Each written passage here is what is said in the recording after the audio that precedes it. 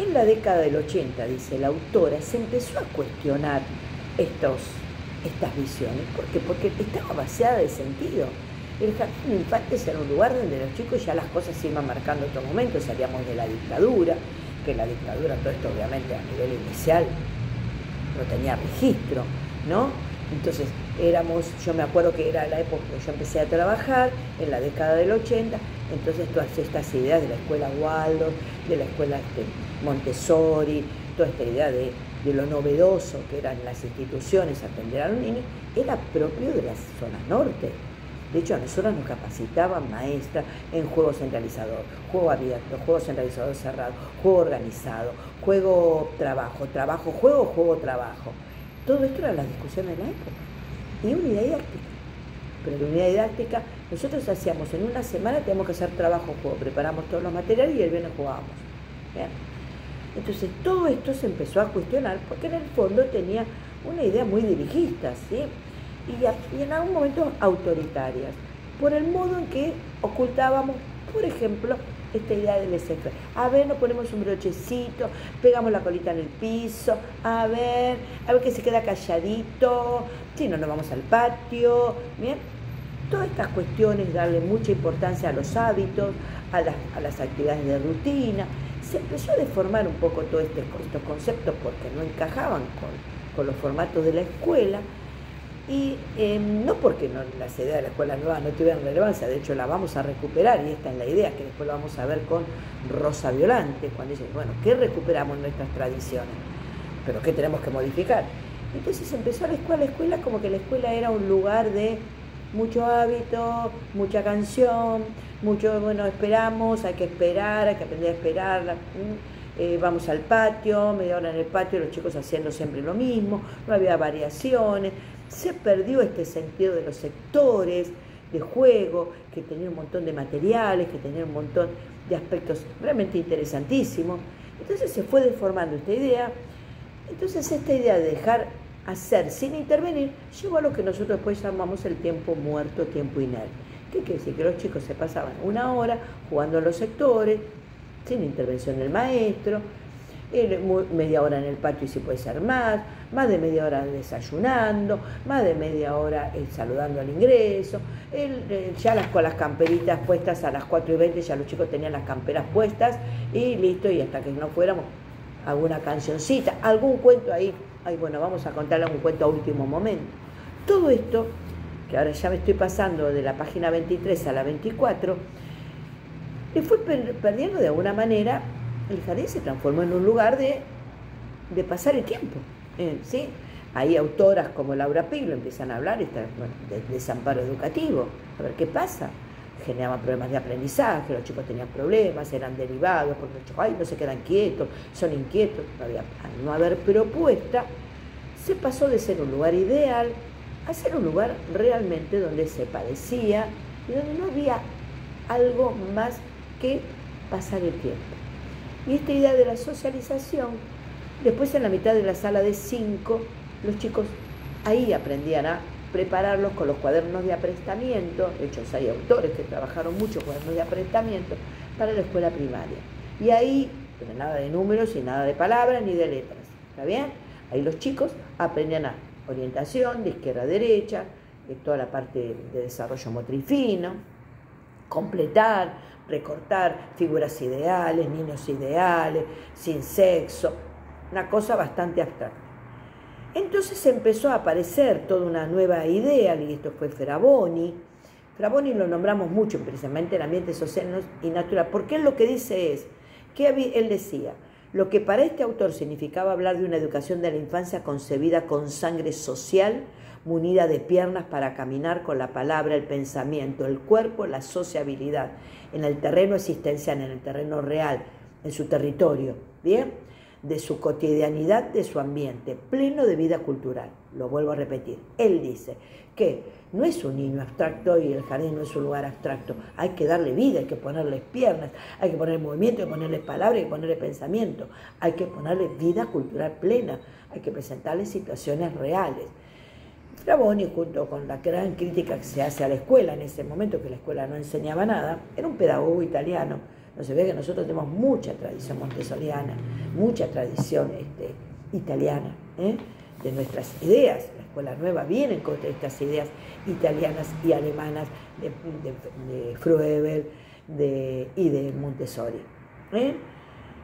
Y empezaban a destacarse esta idea de lo que era la equidad en las oportunidades de aprendizaje, la garantía de la igualdad, pero también de la diversidad de los niños. Acá empieza a aparecer esta idea de que los niños no son todos iguales, sí, esta idea de que, como dice, de esta igualdad partiendo de las diferencias, para poder darles a todos lo mismo hay que reconocer que somos todos diferentes, que la escuela termina expulsando, que algunos acceden a la educación, de hecho a los jardines se van muy pocos niños, muchos sectores. Nosotros en la década 90 todavía estamos discutiendo lugares en Chaco, y mismo en la provincia de Buenos Aires, lugares que los chicos no iban al jardín, las comunidades, originarias ni les cuento.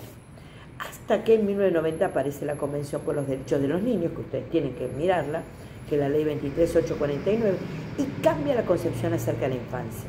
El niño comienza a ser percibido como un sujeto de derecho y ya no solo como un sujeto a ser cuidado, protegido, respetándole sus etapas, bien, de que el niño no puede hacer más que esto porque no está preparado para.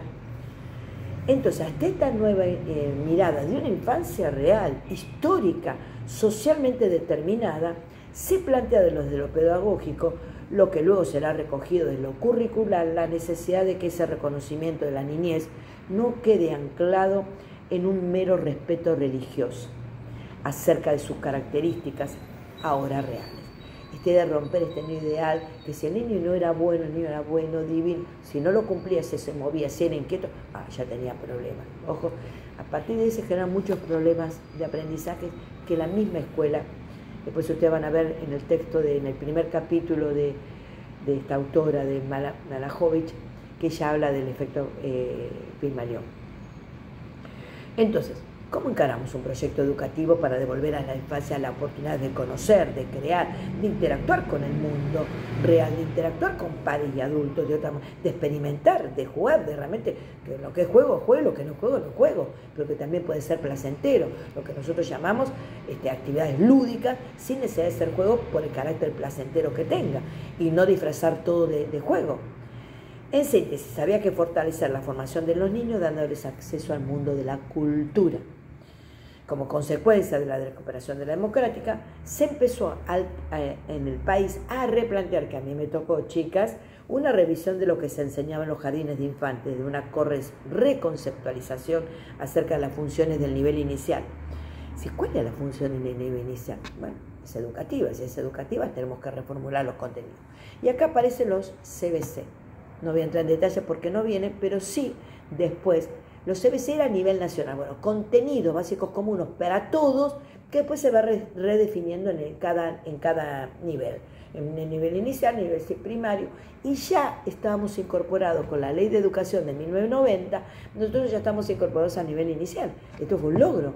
Ya éramos el primer nivel del sistema educativo. Entonces habíamos que entrar. Imagina que nosotros tenemos que adaptar contenidos, ni siquiera sabemos cómo adaptarlo. Teníamos formación en contenidos escolares.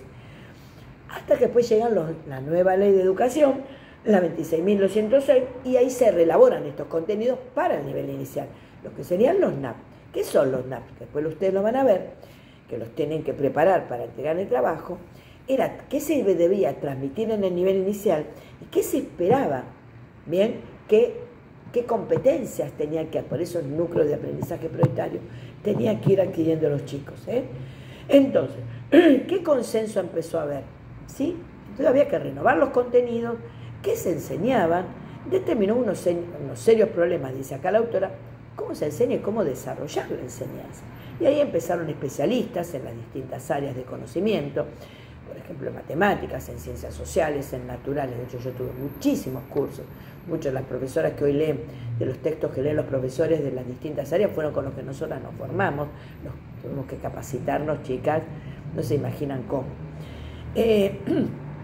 Entonces, bueno, tuvimos que ahí aparece producto de la cultura, pero no, y acá es algo interesantísimo, no nos estamos refiriendo a disciplinas escolares como en la acepción tradicional, historia, matemáticas, sino nos referimos a la cultura.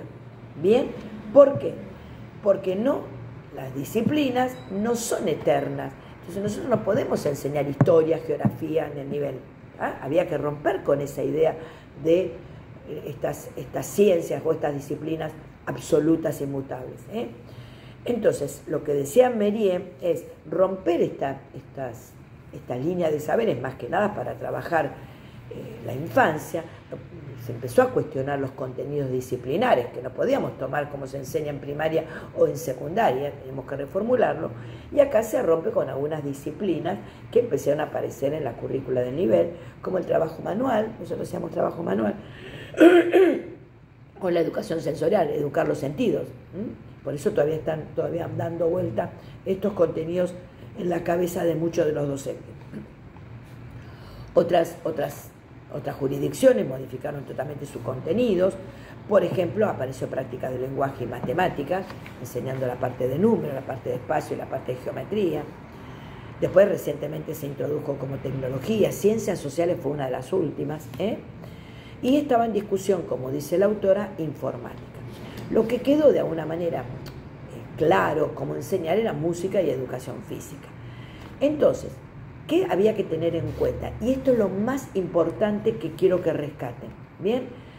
Era esta idea de que al seleccionar los contenidos de los ámbitos culturales nos obligó a investigar acerca de cuáles eran los más adecuados para el desarrollo de los niños y cómo organizarlos de manera de favorecer los aprendizajes.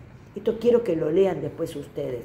Bien, lo voy a hacer en otro video aparte. Acá lo corto porque estos dos primeros es hasta cómo llegamos a trabajar por unidad didáctica, proyecto y secuencia desde los contenidos escolares.